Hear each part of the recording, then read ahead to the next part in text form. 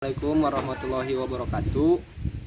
Hadirin anu kusim kuring dipika hormat, sateacana hayu urang panjatkeun puji sareng syukur ka Gusti Allah Subhanahu wa taala. Anu tos masihan kasehatan ka urang sadaya sangkan tiasa kempel dina ieu tempat. Teu hilap shalawat sareng salamna urang curahkeun ka nabi urang sadaya Nabi Muhammad sallallahu alaihi wasallam.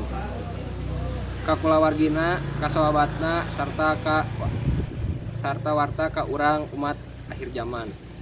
Langkung dipayun simkuring ngaturkeun nuhun ka panitia anu atos nyadiakeun tempat sareng waktosna kangge abdi dina ieu acara.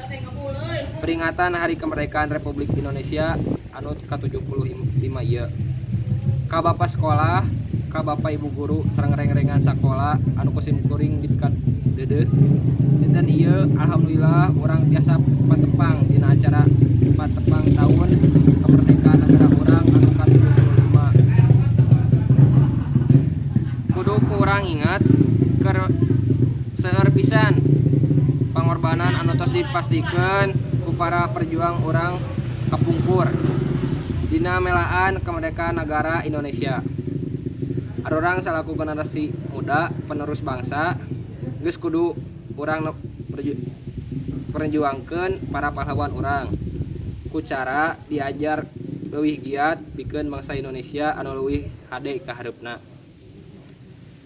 Salianti teh eta seueur keneh hal-hal anu tiasa ku urang dilakukeun dina rangka ngisi kamerdekaan sapertos ngajauhan pergaulan bebas, narkoba, intina hayu urang sadayana babarengan ngeusian ieu kemerdekaan ku hal-hal positif.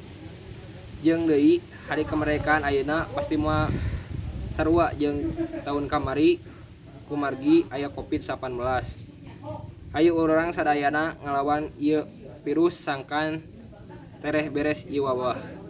Mung sakitu anu tiasa kapihatur kusim kuring hapunten bilih aya kalepatan upama dina biantara ieu sakitu anu kuring dipiatur hapunten. Wassalamualaikum warahmatullahi wabarakatuh.